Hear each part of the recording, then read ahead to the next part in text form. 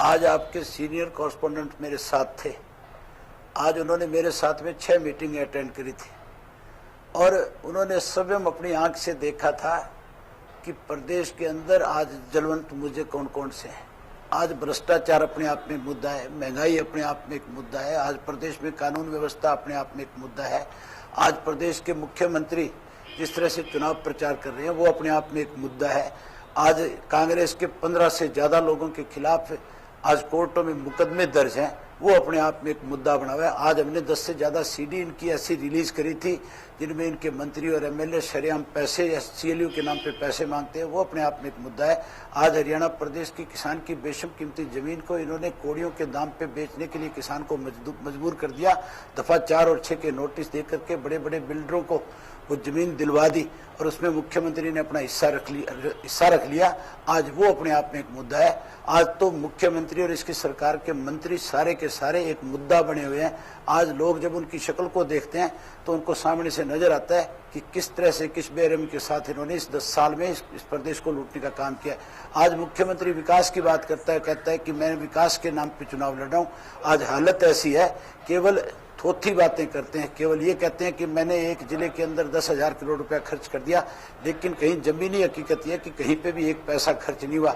अगर मुख्यमंत्री ये कहते हैं कि मैंने पैसा खर्च किया है, एक तो उस पर श्वेत पत्र जारी करे और दूसरा मैं मुख्यमंत्री को आपके माध्यम से इस बात का चैलेंज करता हूं कि वो मेरे साथ किसी भी मंच पे आकर के बैठ करके प्रदेश के लोगों को इस बात के लिए सेटिस्फाई कर दे कि मैंने आपके फलाने कॉन्स्टिट्यूएंसी में या फलाने डिस्ट्रिक्ट अपनी जनसभाओं में मुख्यमंत्री तो बोल रहे हैं कि इस चुनाव के बाद इनेलो तो समाप्त हो जाएगी। वो तो इतने कॉन्फिडेंस के साथ जनता के बीच में जा रहे हैं कि हमने विकास किया है, हमने काम किया है, हमने 36 बिरादरियों के लिए काम किया है, सब समाज के लिए काम किया है। इनेलो के पास, बीजेपी के पास कोई मुद्दा नहीं है। इसके बाद इस चुनाव के बाद तो इनेलो समाप्त होने वाली है।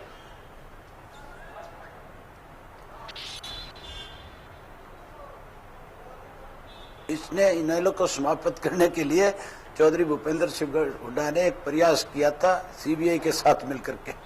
वो इस चीज में तो ठीक है कि उस षड्यंत्र में कामयाब हो गया कि उनको सजा करा गया, लेकिन उस वक्त भी ये कहता था कि अब इंडियन नेशनल लोकदल पार्टी खत्म हो जाएगी, टूट जाएगी।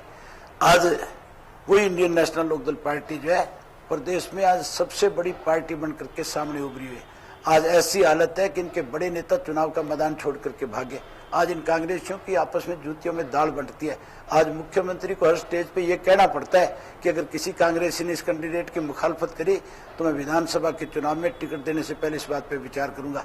जिस आदमी का अपनी पार्टी के लोगों से भरोसा उठ गया, वो आदमी ये बात कहता है कि इंडियन नेशनल लोकदल पार्टी समाप्त हो जाएगी।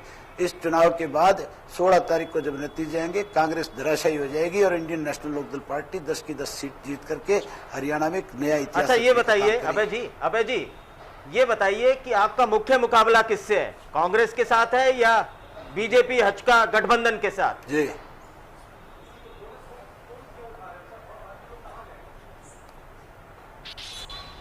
आज इनकी हालत ऐसी है कि कांग्रेस के पास तो जो लड़ने वाले उम्मीदवार थे वो चुनाव मैदान छोड़ करके भाग गए और भारतीय जनता पार्टी ने 8 में से 5 ऐसी सीटें दे दी जो कांग्रेस से उधार में लेकर के दिए।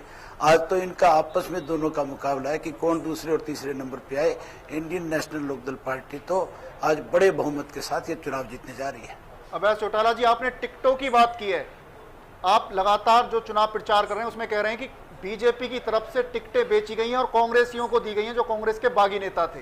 और दूसरा आरोप जो बीजेपी की तरफ से लगाया गया है, जो उनके प्रदेश अध्यक्ष हैं रामविलास शर्मा, वो कहते फिर रहे हैं कि 20 मार्च तक भी इनेलो ने पूरी कोशिश की कि बीजेपी से गठबंधन हो जाए और एक मोटी रकम की भी पेशकश आपकी तरफ से बीजेपी से गठबंधन करने के लिए और लॉबिंग करने के लिए की गई थी। इस आरोप को आप कैसे देखते हैं?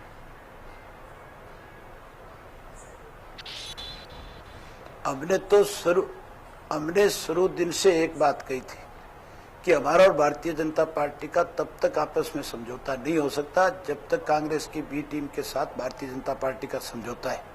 हजका से समझौता समाप्त होने के बाद हम इस बात पे विचार कर सकते हैं। रही बात रामविलास शर्मा जी की, जो आप कह रहे हो कि वो ये आरोप लगा रहे थे कि हम हजारों करोड़ रुपए लेकर के बीजेपी के साथ समझौता करने जा रहे थे। अगर रामविलास शर्मा ने ये बात कही, मैंने भी ये बात सुनी थी कि उन्होंने टीवी पे ये बात बोली थी लेकिन मुझे हैरानी हुई, रात को ये बात कही, अगले दिन सुबह जब प्रेस कॉन्फ्रेंस में बैठे थे तो उन्होंने साफ मना कर दिया था कि मैंने ऐसी कोई बात नहीं कही। अगर रामविलास शर्मा जी ये कहते हैं कि हम पैसे लेकर के गए थे वहां पे, तो रामविलास शर्मा जी इस बात को लोगों के बीच में जाकर के प्रूव करके दिखाएं। अगर वो प्रूव नहीं कर सकते इस चीज को, उनका कोई और ऐसा सीनियर नेता ये बात कहे कि हमारे पास पैसे लेकर के आए थे या हमें पैसों का उन्होंने ऑफर दिया था, अगर इस बात को वो प्रूव कर देंगे तो हम ये राजनीति छोड़ देंगे। अदरवाइज उनको इस बात के लिए सार्वजनिक रूप से लोगों से माफी मांगनी चाहिए। ये कोई छोटे पद पे बैठे नहीं, प्रदेश के प्रदेशाध्यक्ष हरियाणा प्रदेश के हैं, इनकी बहुत बड़ी जिम्मेवारी है। एक जिम्मेवार व्यक्ति को अपनी जबान से कोई भी बात कहने से पहले उस पर 100 दफा सोचना और देखना चाहिए कि आप किस पार्टी पे इस किस्म का आरोप लगा रहे हो, किस व्यक्ति की आप बात कर रहे हो। इंडियन नेशनल लोकदल पार्टी ने चौधरी देवीलाल की नीतियों की बात करी है। चौधरी देवीलाल के नीतियों के साथ हमारी पार्टी खड़ी है।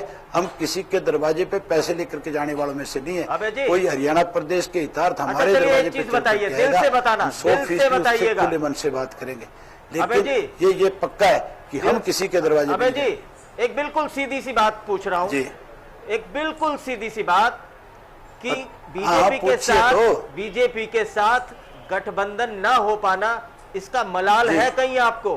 क्योंकि आप देखिए, आप भी कांग्रेस मुक्त राज्य चाहते हैं, देश चाहते हैं, बीजेपी भी कांग्रेस मुक्त राज्य चाहती है, देश चाहती है, और मोदी जी, इसमें कोई दो राय नहीं कि प्रधानमंत्री पद पर इस वक्त सबसे आगे कोई चल रहा है तो मोदी जी चल रहे हैं। तो मोदी जी को प्रधानमंत्री बनाने के लिए बीजेपी के साथ तो आपका गठबंधन हो जाना चाहिए था। आप दोनों का लक्ष्य तो एक ही है।